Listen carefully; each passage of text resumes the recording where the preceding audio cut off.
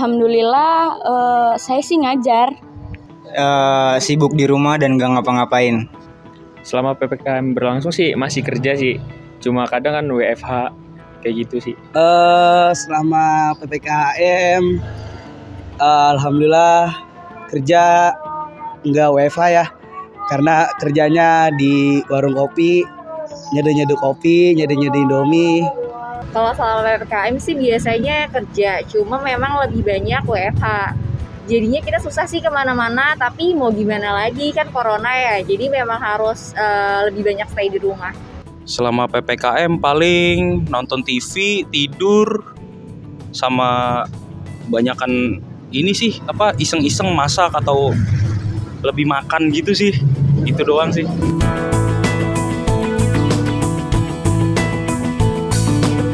Lebih ke bosen sih kalau PPKM ya, karena kan di rumah terus, kita juga bingung mau ngapain, kemana-mana nggak boleh, nongkrong juga kita kadang was-was sama namanya razia begitu sih. Jadinya kita susah sih kemana-mana, tapi mau gimana lagi kan corona ya, jadi memang harus lebih banyak stay di rumah. Yang saya rasakan bisa dibilang sepi sih. Sepi juga, kadang-kadang rame juga warkop. Ya menurut saya sih bosen banget, nggak ada kegiatan di luar. Yang pasti nggak punya uang dan ya nggak ngapa-ngapain. Pastilah biasanya sering kemana-mana karena PPKM, jadi di rumah aja.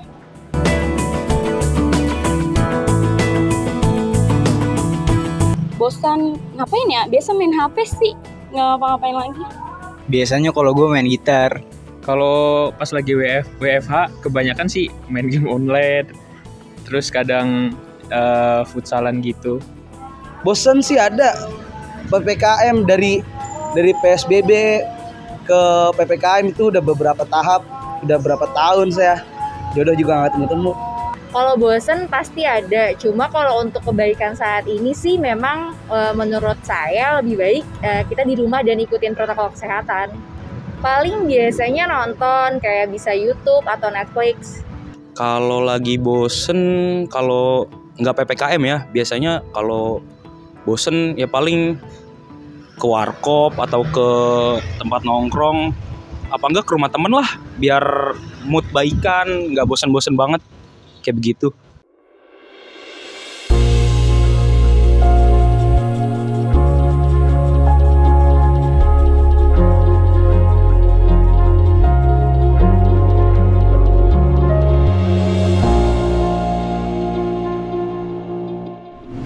Hai sahabat, PPKM diperpanjang nih. Jangan sampai bikin kamu stres ya. Terus harus ngapain dong buat ngisi waktu selama PPKM? Kalau kamu browsing di internet, banyak banget cara yang bisa kamu lakukan. Yang terpenting sih sebenarnya menjaga diri supaya tetap punya mental yang sehat. Jadi nggak cuma fisik yang sehat. Ada yang bilang rutin olahraga, meditasi, makan cukup, istirahat cukup, dan mengatur waktu dengan baik. Kapan harus WFH, kapan harus urus rumah, dan sebagainya. Terus kalau udah melakukan ini semua, ternyata terselip perasaan cemas, takut, khawatir secara tiba-tiba, apa ini termasuk gangguan mental? Harus ke psikolog atau ke psikiater?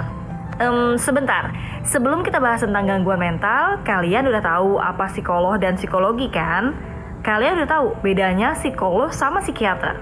Coba kita dengar jawaban masyarakat.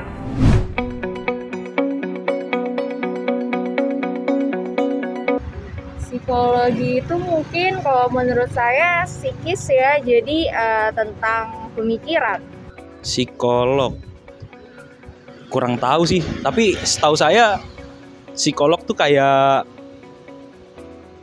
mempelajari sifat-sifat manusia kalau nggak salah.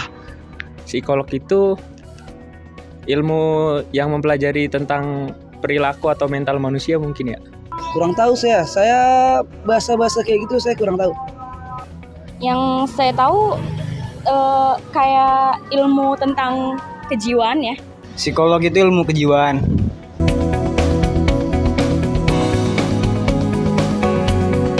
kurang tahu deh. Mungkin belum begitu tahu. Psikolog itu ilmu kejiwaan, psikiater itu orang yang mendalami ilmu kejiwaan. Kalau psikolog mungkin ilmunya, terus psikiater itu dokternya lah ibarat kata. Psikolog sama psikiater. Mungkin secara garis besar psikiater itu dokter ya. Kalau psikolog itu bukan. Sebagian udah paham, tapi sebagian lagi belum tahu persis apa beda psikolog dengan psikiater. Coba kita sama-sama paham dulu ya. Psikologi adalah ilmu non-kedokteran yang mempelajari perilaku dan perasaan seseorang. Orang yang menjalani ilmu ini disebut dengan psikolog. Psikolog menangani kasus-kasus kejiwaan, mendiagnosis gejala psikologis pasien, dan melakukan psikoterapi sebagai bentuk penanganannya. Psikolog memiliki serangkaian tes atau terapi untuk mengendalikan perilaku, pikiran, dan emosi pasien. Lalu, apa bedanya psikolog dengan psikiater? Keduanya sama-sama mempelajari tentang kejiwaan, hanya lingkup kerjanya yang berbeda. Psikiater adalah spesialisasi dari ilmu kedokteran yaitu kejiwaan, atau disebut juga dengan spesialis kesehatan jiwa. Psikiater bertanggung jawab atas keseluruhan perawatan kesehatan mental pasien. Nah, sampai sini udah paham kan? Kalau pergi ke psikolog terus dikasih obat sama psikiater, itu artinya fix kita punya gangguan jiwa dong.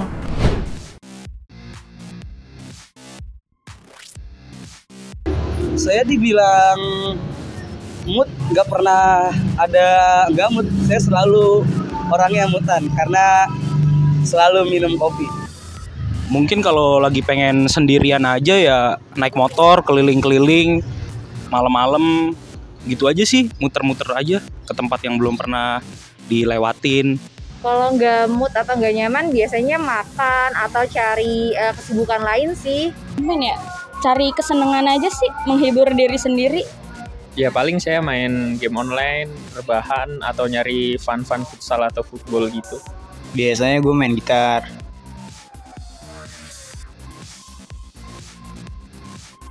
Belum pernah untungnya. Ya karena nggak ngerasa ada gangguan dalam diri. Masih bisa ngatasin sendiri. Belum pernah, karena kadang berpikir kalau ke psikolog biayanya mahal. Belum pernah sih, karena gue belum ada link sih buat kesana. Selama ini sih belum pernah. Belum pengen aja sih, kayak nggak pengen. Nggak pernah. Ya gimana ya, nggak punya beban hidup. Nggak pernah. Nggak tahu juga cara ininya, tempatnya juga kita nggak tahu. Saya juga nggak tahu.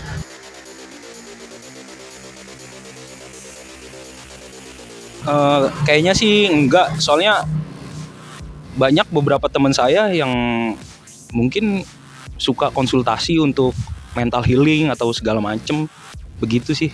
Menurut saya sih enggak, karena kita bisa mencurahkan apa yang nggak bisa kita kasih tahu ke orang lain. Enggak juga sih. Enggak juga. Oh ya jelas enggak sih, enggak semuanya. Kalau gue pergi ke psikolog biasanya ya begitu. Ada gangguan jiwa. Enggak gitu juga. Enggak juga sih. Karena bukan hanya orang gangguan jiwa aja ya, atau ODGJ itu perlu ke psikolog. Orang yang punya beban hidup pun itu bisalah masuk konsultasi kepada psikolog. Di masyarakat kita sebenarnya masih ada stigma tentang hal ini. Padahal tidak perlu takut apalagi malu, karena kesehatan jiwa juga memerlukan penanganan seperti kesehatan fisik. Terus kapan dong kita harus datang ke psikolog atau psikiater? Gampangnya adalah bisa ke dokter umum dulu. Konsultasikan apa yang dirasakan, lalu dokter umum akan mengarahkan harus kemana dengan diagnosis yang telah dilakukan. Kalau nggak ke dokter umum terus mau langsung aja, bisa nggak ya?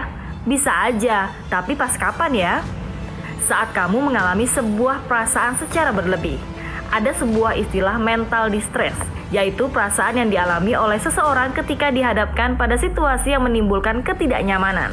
Misalnya, tidak memiliki pekerjaan tetap, mengalami PHK, beban kerja yang tinggi, banyaknya tugas sekolah, dan lainnya. Berbagai situasi ini akan memicu munculnya perasaan sedih, kecewa, merasa bersalah, pesimis, marah, benci, dan lainnya. Hal ini masih bisa dibilang wajar karena setiap manusia akan mengalami kondisi atau situasi perasaan yang dinamis dan setiap manusia tersebut bisa mengatasinya dengan menggunakan keterampilan penyelesaian masalah yang tepat. Lalu, kondisi apa yang dapat memicu masalah kesehatan mental lebih lanjut? Otak manusia akan berusaha untuk menyeimbangkan kondisi fisik dan psikologis dengan cara adaptif.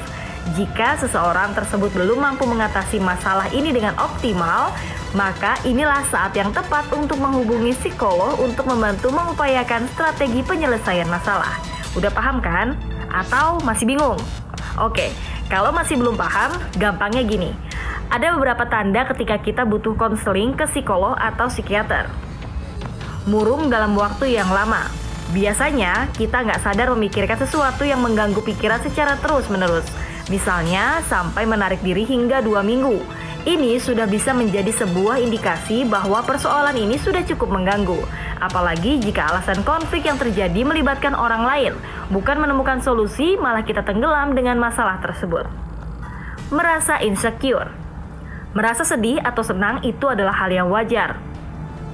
Lain ceritanya jika kita mengalami perubahan hati secara ekstrim dalam waktu yang singkat. Mudah merasa cemas, kecewa, merasa tidak diperlakukan dengan adil, merasa diabaikan, ini adalah beberapa tanda kita merasa tidak nyaman. Tidak ada yang bisa diajak bicara. Pernah nggak sih kamu merasa masalah yang sedang kamu hadapi adalah permasalahan yang paling berat di dunia, sampai merasa tidak ada orang yang bisa membantu? Karena sudah bercerita ke sana kemari namun tanpa hasil. Bahkan orang di sekeliling sudah terlihat muak dengan masalah yang kamu ceritakan. Pelarian. Setiap punya masalah, sebenarnya kita selalu punya pilihan untuk menghadapinya atau lari. Ketika memilih lari, jangan sampai pelarian yang salah, malah masuk ke jurang yang lebih dalam lagi secara sadar atau tidak. Pengalaman yang traumatis. Setiap manusia memiliki definisi trauma yang berbeda-beda, seperti memiliki fobia. Kekerasan fisik dan verbal dalam intensitas yang berbeda dapat menimbulkan pengalaman yang traumatis bagi sebagian orang. Sementara bagi orang lainnya mungkin hanya menjadi pengalaman yang sepele. Trauma yang tidak ditangani dengan tepat, bahkan terpendam selama beberapa waktu, maka bisa menjadi sebuah tindakan yang tidak diharapkan yang dilakukan orang tersebut. Nah, balik lagi nih ke kamu. Kamu mengalami poin yang mana? Jika kamu mengalami salah satunya, rasanya kamu harus secepatnya melakukan konseling. Langsung kontak Poppy Psikolog untuk informasi mendalam. Jangan tunggu sampai parah ya. Ingat, nggak perlu takut apalagi malu, karena kesehatan mental ini sangat penting untuk kamu menjalani kehidupan nanti. Assalamualaikum warahmatullahi wabarakatuh. Hey, sadar nggak sih kalau banyak banget orang nih di luar sana yang lebih fokus untuk hal-hal rutinitas sehari-hari. Katakanlah bekerja, katakanlah mengurusi anak, katakanlah mengurusi rumah tangga. Secara fisik, rutinitas. Namun kerap mengabaikan untuk hal-hal yang berkaitan sama perasaan. Perasaan marah pada saat ada peristiwa yang tidak sesuai dengan harapannya, ditahan. Pada saat kesel dengan ucapan seseorang, ditahan. Kesel dengan anak, ditahan. Kesel dengan suami atas sikap perilakunya, ditahan. Kesel dengan tetangga, ditahan. Kesel dengan tontonan TV, ditahan.